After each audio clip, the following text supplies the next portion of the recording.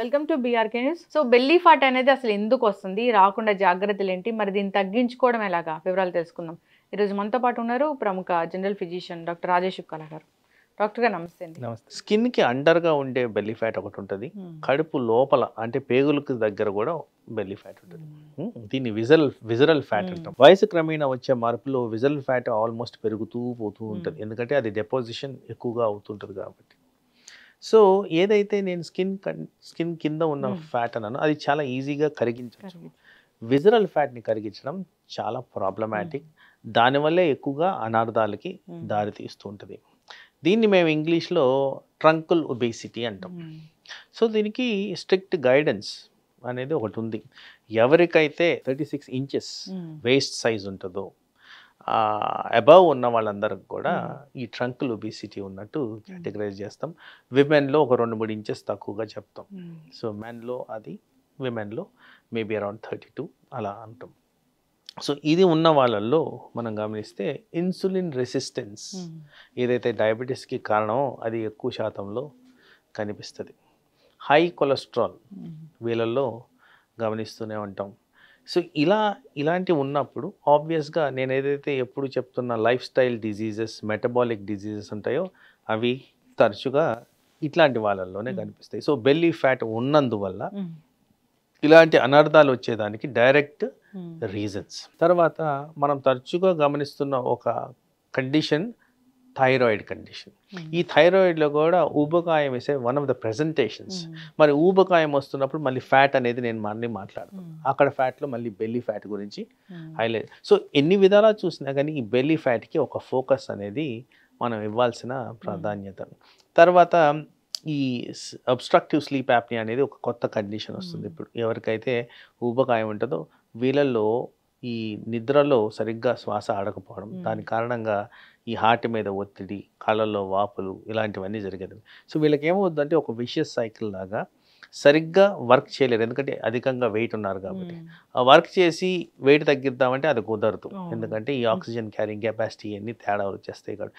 వీళ్ళల్లో కూడా belly fat అధికంగా ఉండేదానికి ఛాన్సెస్ ఉన్నాయి. సో ఇలా పలు విధాల బెల్లీ ఫ్యాట్ అనర్థాలకి దారితీసే విధంగా పనిచేస్తుంది. బెల్లీ ఫ్యాట్ ఉంటే షుగర్ వస్తుందా? ఎస్, బెల్లీ ఫ్యాట్ వల్ల అంటే నేను ఏదైతే ట్రంకుల్ ఒబేసిటీ అని చెప్పానో దాని కారణంగా ఇన్సులిన్ రెసిస్టెన్స్ పెరిగిన దానివల్ల షుగర్ అనేది డైరెక్ట్గా రిలేషన్ ఉంది ఇక్కడ. అయితే డాక్టర్ గారు చాలా దీని గురించి అసలు బెల్లీ ఫ్యాట్ తగ్గించుకోవడం అనేది చాలా టఫ్ జాబు. దీనికోసం రకరకాల డైట్లు, రకరకాల ప్యాకేజెస్ ఉంటాయి. ఎంత తీసుకున్నా ఎన్ని తీసుకున్నా మళ్ళీ ఈ బెల్లీ ఫ్యాట్ అనేది వస్తుందని చెప్తూ ఉంటారు. ఎందుకు ఇది తగ్గించుకోవడం అంత టఫ్ జాబు? టఫ్ జాబ్ ఎందుకు అంటే miss match of burning calories. అంటే అనవసరమైన టైంలో ఎక్కువ శాతం కన్జంప్షన్ చేసినప్పుడు అది బాడీలో ఎక్కడో దగ్గర డిపాజిట్ అవుతుంది. సో ఇది జనరల్గా బై బర్త్ బై డినామినేషన్ వచ్చినప్పుడు మెన్లో అబ్డామిన్లో ఎక్కువ ఉంటుంది, విమెన్లో పెల్విస్ ఏరియాలో ఎక్కువ ఉంటుంది.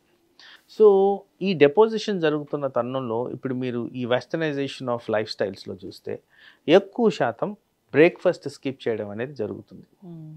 దానివల్ల ఒక డేటా అనాలిసిస్ మీరు గమనిస్తే, ఇది నేను చెప్పేది కాదు, ఇంటర్నెట్లో అవైలబుల్ డేటా, ఆల్మోస్ట్ ఒక 40 studies all over the world చదివితే దీంట్లో ఊబకాయం డైరెక్ట్గా వస్తుంది, ఒబేసిటీ వస్తుంది, డయాబెటీస్ వస్తుంది, హార్ట్ అటాక్స్ వస్తాయి అని చూపిస్తున్నారు. దీంట్లో ఎవిడెన్స్ ఉంది. దానికి ప్రధాన కారణం బెల్లీ ఫ్యాట్. అలాగే నిద్రపోయే టైంలో ఎక్కువగా తింటున్నాం. మరి తినేసి పడుకునేదానికి ఎందుకు ఇన్ని క్యాలరీస్ మీకు? ఆ క్యాలరీస్ ఎక్కడ పోతున్నాయి? బాడీలో అయితే కన్జర్వ్. అంటే మార్నింగ్ నుంచి సాయంత్రం వరకు సరిగ్గా తినాం కదా, టైం ఉండదు కదా అని. అలా తినాలి, టైం చేసుకోవాలి, లేకపోతే మీరే సఫర్ అవుతారు. This is the problem. So అందరు ఏమంటారు, టైం లేదు టైం లేదంటారు. టైం తినడానికి ఎంత టైం పడుతుందండి? Hardly 10 minutes. ఆ 10 minutes కూడా మన లైఫ్కి మనకి వాల్యూ లేకపోతే what is the use? So ఇది చాలా సీరియస్గా తీసుకోవాలి. కామన్ మ్యాన్ దీని గురించి ఆలోచించాలి. ప్రాపర్ డైటరీ హ్యాబిట్స్ మెయింటైన్ చేయాలి. దాంతోపాటు డైటరీ హ్యాబిట్స్తో పాటు ఎక్సర్సైజ్ ఇవన్నీ చేయాలి. అందరు అనుకుంటారు నేను తింటాను ఎక్సర్సైజ్ చేస్తాను అంటారు.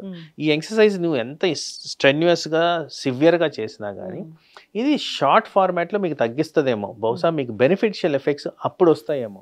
అది స్టాప్ చేయగానే డబల్ ద రీబౌండ్ ఫినామినా ఉంటుంది. సో దాని కారణంగా అలా కాకుండా యూనిఫార్మిటీ మెయింటైన్ చేస్తూ proper amount of diets maintain చేస్తూ అది ప్రాపర్గా క్యాలిబ్రేషన్ ఆఫ్ ఎక్సర్సైజెస్ చేసుకుంటే మీకు ఈజీగా ఈ వెయిట్ తగ్గే విధంగా ఉంటుంది. చాలామంది అంటారు నేనేం తిననండి అయినా కానీ నేను లావు అవుతున్నా అంటారు. అది నమ్మశక్యంగా కాదు. ఎందుకంటే మీరు క్యాలరీ కౌంట్ చేసుకొని మీ అమౌంట్ ఆఫ్ క్యాలరీ డిస్ట్రిబ్యూషన్ అది చూడాలండి. డిస్ట్రిబ్యూషన్ అనేది చాలా ఇంపార్టెంట్. నేను ఒక్క పూటే తింటాను అంటే ఆ ఒక్క పూటలో తిన్నప్పుడు మీరు ఒకవేళ 1500 క్యాలరీస్ తింటే అది మళ్ళీ తప్పైపోతుంది. ఎందుకంటే బాడీ 1500 క్యాలరీస్ రోజంతా వాడదు, ఆ పూటకే వాడుతుంది. మిగతా టైం అంతా ఏం చేస్తుందంటే స్టార్వేషన్లోకి వెళ్ళిపోతుంది. ఆ స్టార్వేషన్ వల్ల ఊబకాయం అనేది పెరుగుతుంది. అంటే ఒకటేసారి కూడా తినకూడదు, తప్పది. By any standards it's wrong. అంటే మీరు ఒక పూట తినాలనుకుంటే కొద్దిగానే తినండి. ఫర్ ఎగ్జాంపుల్ ఊరికే సైడ్ చేయడానికి చెప్తున్నానండి. నేను రోజంతా తినను, సాయంత్రం ఒక్కసారి 6 ఇడ్లీలు తింటానంటే దేనికంటే మీకు 6 ఇడ్లీలు 2 ఇడ్లీలు 3 ఇడ్లీలతో సరిపోద్ది, మీ కడుపు నిండిపోద్ది. ఆ ఎక్స్ట్రా 3 ఇడ్లీలు ఏవైతే ఉన్నాయో అవి ఫ్యాట్గా తయారవుతాయి. సో ఆ విధంగా మీరు క్యాలిబ్రేట్ చేసుకుంటే ఈ బెల్లీ ఫ్యాట్ రాకుండా మీరు కాపాడుకోవచ్చు. చాలా మంది చెప్తూ ఉంటారు అసలు మేము అన్ని ఫ్రూట్స్ తింటాము, లేదంటే స్ప్రౌట్స్ తింటాము, రైస్ కొంచెం తింటాము అని. అంటే అట్లా కూడా తినొచ్చా డాక్టర్ గారు? అది కూడా మంచి హెల్తీ డైట్ అన్నట్లేనా? రైస్ ఇలాంటి ఇప్పుడు మనకు ఒక డైట్ అనేది ఉంటుంది. ఇప్పుడు రైస్, పప్పు, చారు ఇలాంటివి ఉంటుంది. అట్లా కాకుండా ఈ విధంగా తినడం కూడా మంచిదేనా ఒంటికి? సో బేసిక్లీ కొంత పోర్షన్స్ ఆఫ్ కార్బోహైడ్రేట్ మనకు అవసరం, some substantial amount of protein అవసరం, కొంత శాతంలో వెరీ స్మాల్ అమౌంట్స్లో ఫ్యాట్ అవసరం. సో ఇవన్నీ కూడా బ్యాలెన్స్డ్ డైట్ అంటాం. సో కొన్ని సెన్సిటివ్ ఏరియాస్ బ్రెయిన్కి చాలా important, sugar and carbohydrates. So దానికి తగ్గట్టు ఆ పోర్షన్స్ మనం ఇవ్వాలి. సో నేను ఒట్టి ప్రోటీనే తింటానంటే బ్రెయిన్ స్టార్వ్ అయ్యి అది సరిగ్గా పనిచేయదు, ఎందుకంటే దానికి డైరెక్ట్గా గ్లూకోజ్ అవసరం. సో అలా ప్రతి అవయానికి కొంత requirement based on the food అనేది ఒక బ్యాలెన్స్ డైట్లో తీసుకుంటేనే మనకి అది కరెక్ట్ పరిమాణాలకు దారితీస్తుంది అండ్ అనర్థాలు కాకుండా మనం కాపాడుకోవచ్చు. ఇంటర్మీడియట్ ఫాస్టింగ్ అనేది అసలు మంచిదేనా? సో ఇంటర్మీడియట్ ఫాస్టింగ్ అనేది యాక్చువల్లీ అది ఏం చెప్తారు అంటే మనం లాజికల్గా తీసుకుంటే పురాణాల్లోంచి వద్దాం. సో ఉదయాన్నే ఎవరైతే పూజలు చేస్తారో వీళ్ళందరూ ఏంటి దేవుడికి నైవేద్యం పెట్టి తర్వాత తినాలి అంటారు. చేయాల్సింది ఎప్పుడు? మార్నింగ్ సూర్యోదయం ఆ టైంలో. మనోళ్ళు ఎప్పుడు చేస్తారు బ్రేక్ఫాస్ట్? 10-11. సో అక్కడ బ్రేక్ఫాస్ట్ అనేది చాలా దూరం అయిపోయింది. సో బ్రేక్ ద ఫాస్ట్ అది ఎప్పటి నుంచో ఉన్న గైడెన్స్, అది మనం చేయట్లేదు. దాని కారణంగా ఉబకాయం వస్తుందని నేను చెప్పాను. అదేవిధంగా లైట్ తగ్గే లోపల మనం డిన్నర్ కంప్లీట్ చేయాలని చెప్పేవారు, కానీ అర్ధరాత్రి వరకు తింటూనే ఉన్నారు. సో ఈ reversal pattern of eating habits వల్లే మనకి ప్రాబ్లంకి దారి తీస్తుంది. ఎందుకంటే burning of calories to intake of క్యాలరీస్కి ఒక బ్యాలెన్స్ రావాలి. ఆ బ్యాలెన్స్ లేకుండా అయిపోతుంది. అండ్ ఎక్సెసివ్ కన్జంప్షన్ ఎక్కడైతే మనం ఐడియల్గా ఉంటున్నామో అక్కడ తీసుకుంటున్నాం. అన్ఫార్చునేట్గా ఇప్పుడు మనకు అవైలబుల్ ఉన్న ఫుడ్స్ అన్నీ కూడా ప్రాసెస్డ్ ఫుడ్. ప్రాసెస్డ్ ఫుడ్స్ అంటే ఈజీగా మనకి ఎనర్జీ ఇచ్చే ఫుడ్స్, వాటి వల్ల ఊబకాయం డైరెక్ట్గా వస్తుందని కూడా ఎస్టాబ్లిష్డ్ ఫ్యాక్ట్.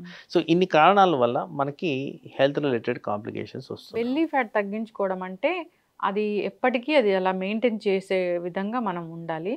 సో ఒక 90 days అలా చేస్తాము, తగ్గించుకుంటాము, మళ్ళీ యథాస్థితిగా తింటాము అంటే అది కుదరదు. ఎక్కువ శాతం టెంపరీ సొల్యూషన్స్ చూడడం చాలా మంది సైకలాజికల్గా ఆలోచిస్తున్నారు.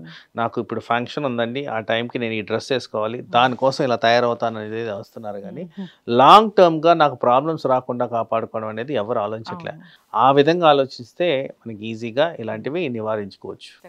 చాలా చక్కటి ఇన్ఫర్మేషన్ అండి, ధన్యవాదాలు. నమస్తే.